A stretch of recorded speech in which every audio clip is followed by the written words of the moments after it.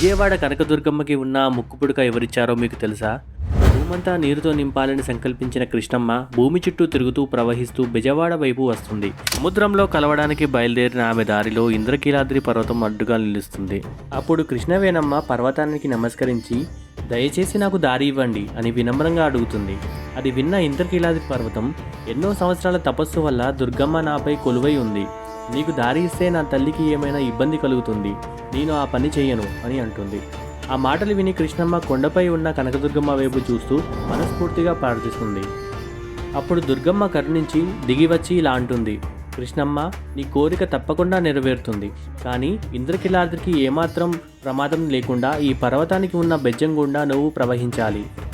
దానికి కృష్ణవేణమ్మ అంగీకరిస్తూ, తల్లి, మీకు నా నుంచి ఏం కావాలి అని అడుగుతుంది.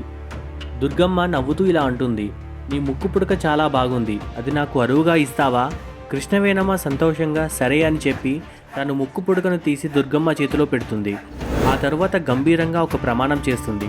కలియుగం అంతమయ్యే వేళ నేనే మళ్ళీ కొండపైకి ఎగిసి వచ్చి నా ముక్కు పుడకను తిరిగి తీసుకుంటాను అని చెప్పి దుర్గమ్మ ఆశీస్సులతో ఇంద్రకీలాద్రి పర్వతంలోని బెజ్జంగుట్ట ప్రవహిస్తూ తన ప్రయాణం కొనసాగిస్తూ సముద్రంలో కలిసిపోతుంది. జై కనకదుర్గ అని కామెంట్ చేయండి.